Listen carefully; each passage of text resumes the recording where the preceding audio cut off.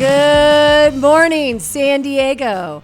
Welcome back to another episode of Coastlines to Cranes. I'm Shandon Harbour, your host, and this is where we bring you the coast to the cranes, the people, the culture, and construction, and everything in between.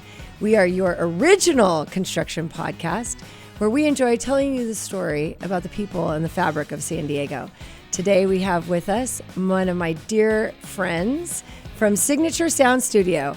And I thought it would be amazing to take the people from behind the camera and put them on the camera, because I know as listeners, you want to see what's going on and how did we get to be a video podcast. Well, I've got with me today Luis Arteaga and Miguel Rosales. They're going to tell us their story, and they're going to share the journey of Signature Sound Studio. Welcome, Luis and Miguel. We got both of you today. Luis, when I first was looking for moving our podcast to video, I looked around. You know, people used to say, oh, you Googled it. Well, I didn't Google it anymore. I asked AI. AI came back and said, you need to call Signature Sound Studio. And I said, oh my gosh, okay. So we got in touch, and I came down here and learned your story, that you've been in business for quite some time. So let's just start off by telling our listeners about who you are, about Signature Sound, and tell us, you've been around for 35 years. Yes, we started recording music mostly, not video at all, 35 years ago. Amazing. Amazing. Yeah. And at that time, having a recording studio, you had to have a $300,000 console. Yeah. And $50,000 tape recorder. Right. So most people didn't have access to one. But then the revolution started. Yes. And they started making affordable equipment, recording equipment, that instead of paying $50,000 for a recorder, you would pay $1,000. And so people started just buying them like hotcakes. That changed things drastically. And it was going to be hard to survive. And that's when I just decided just to buy our own cameras, our own gear, switchers, lights. And we started just slowly but surely making more and more video production. And the good thing is that we have a good sounding room. Right. Good sound, space, and high ceilings. So it's perfect for video. Right. So perfect for podcasting. So now, podcasting. I see you quite all the time, and we're talking, and everybody has a podcast, and there's so much video content out there. And like you were sharing with me, yes, everyone has a podcast. You guys are able to market to that now. But not only that, the video that corporations use, right? Yes. So tell us a little bit about, the shift from video and podcasting, and now what your days are made up of. So it's not only podcasting. Right. Some people create content just for internal communication or for education of their employees. And so it's almost like every time there is a different type of client that comes here. And that's exciting. It's a good thing. We hear great stories from people like from your podcasts. Oh, wow. Yeah, it's and I love your stories. That's why we had you on the podcast. I was like, we got to get you on the podcast because your story is amazing. I mean, I think it's incredible. 35 years is a huge accomplishment in any business environment, but especially watching where you've seen the sunsetting of music and how music was made and created. And I can very much relate. We'll talk about Miguel in a second, but you and I have lived through this journey of large systems and consults and lots of money and investment in this. And the obsolescence.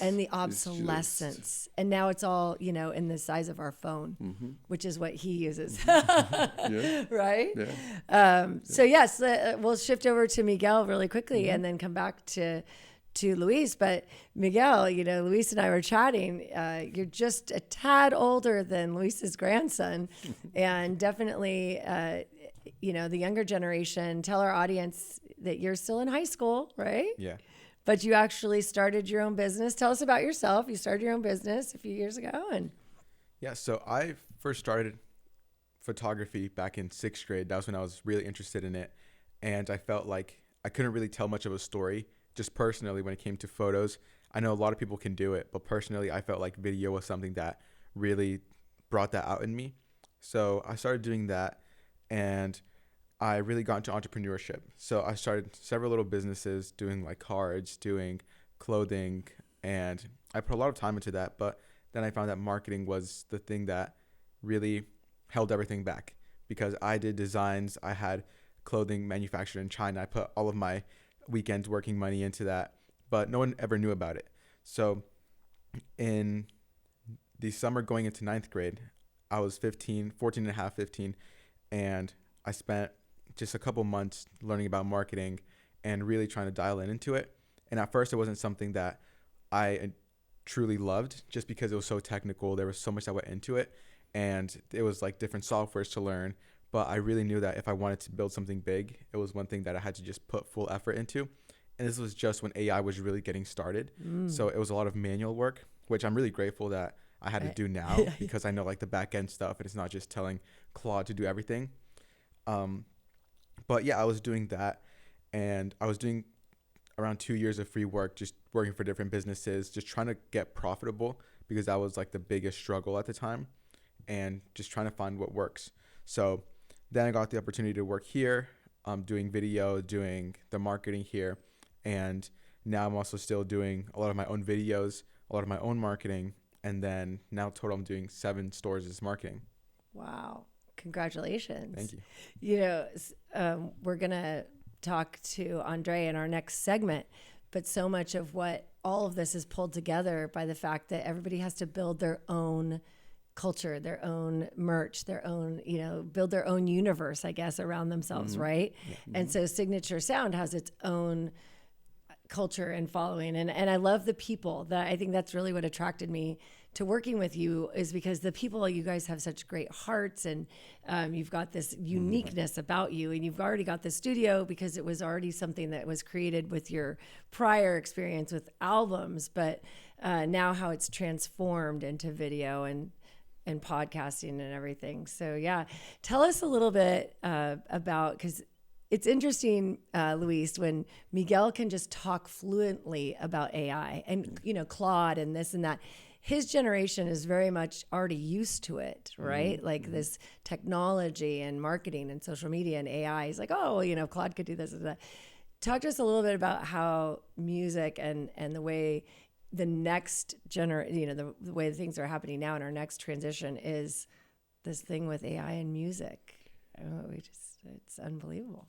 Some people like Andre, yeah, who are engineers and have been doing it for a long time, he can tell when something is AI. Some people who have great ears, great hearing. But I've been here 30 years, and to me, it just sounds amazing, and it's just getting better. And the songs are great. I mean, that song that I just showed you. Right. You thought that we had recorded here? Absolutely. I don't think we ever recorded something that good here. Really. Right. I I was fully prepared for you to tell me at the end of the song, because we had just recorded for our listeners. Luis took me and showed a song, and I fully believed that was something that was recorded here, and that you were going to say, oh, he was just here. We just recorded this. I mean, it was phenomenal. Yeah, and I wanted to show you that, because the topic of your show here today was how did a recording studio turn into a video studio. That's what I wanted to show you, because we would not be here. This studio, with the overhead that it has, we would not be in business if it wasn't for video, because we're diversified. Right. Musicians don't have much money, most of them. Right. Maybe 10% of them, or 5%, the big artists.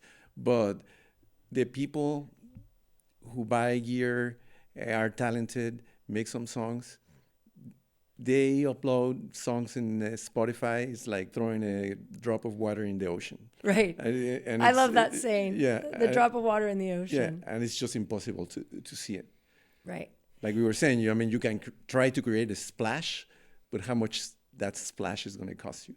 Right. In promotion. And so I see it more as a communication tool with your own base, with your own audience. It's an excellent point. Communication with your own base, or communication tool with your, universe, I guess, or your civilization or your base, because I certainly don't anticipate that my podcast is gonna, we were talking, it's a small drop in the ocean, but it definitely. But it is a service, right? It's a service for the people who benefit from it. Exactly. Yeah. And it's content for the construction industry.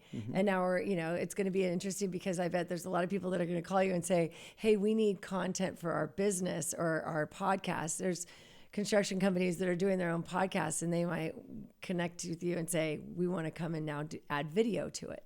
That'd be great. Yes, absolutely. So how, then Miguel, because I know your angle is definitely marketing, and you were showing me one of the first times I did the podcast, you're like, you could do this and you could do that. How do you differentiate a podcast in this world of like the drop in the ocean? So really recently, like in the last month, my perspective completely changed on content. Yeah. And I've been really grappling with it, because I've really struggled to make attractive content. So I can have, the best studio here, I have great cameras. That's something that I used to always focus on. And throughout, I've always been working, to get better cameras, better gear. And I used to think that was the differentiating point of what makes something good to great. But now I've found that trying to chase just, the followers isn't something that's going to get you really anywhere. You should kind of be seeing it as building a community.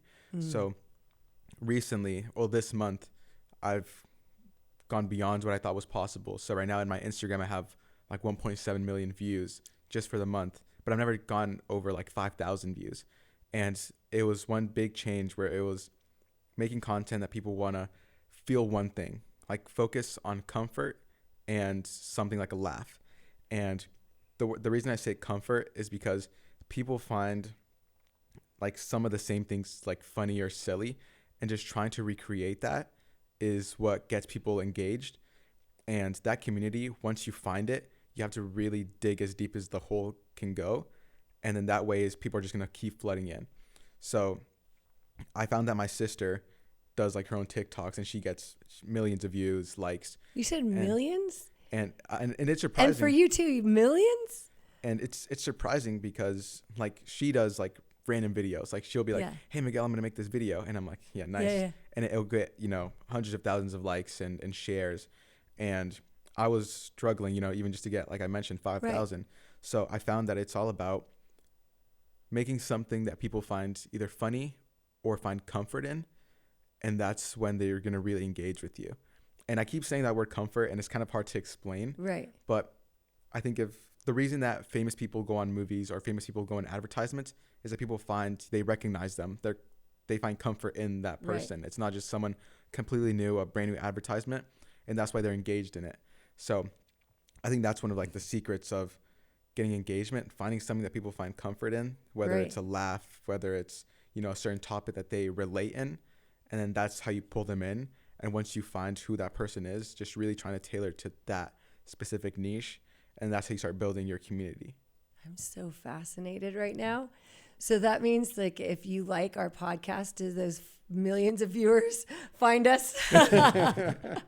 if you post on this podcast, are we going to get millions of views? All right. Woo. Oh, no, that's amazing. But it has to be the right audience, right? Sure. No, I mean, but it might be interesting because Miguel's age range is for folks that are looking at what are they doing? You're a senior in high school right now. Junior. You're still junior. Right? He's just about old enough. But same age-ish where people are trying to figure out what they want to do with their lives, and are they going to go to college, are they not, what do they do? And so some of the ages that we're talking to in our outreach programs are in your age range, so we wouldn't mind their views either. Yeah. Right. Yeah, that's exactly great. So that's really fascinating. We'll talk more about that in our next segment with Andre, but before we close out, is there anything else that let me make sure that our listeners understand who you are and where to find you. Tell us, our marketing guy, where should we look? Where should we tell our listeners to go for Signature Sound? So if you're looking to find more info on Signature Sound, whether you want to book or just learn more about the studio, you can go to signaturesound.com, or you can also find the Instagram Signature Sound Studios. You can search it up. It'll pop up pretty top of the list.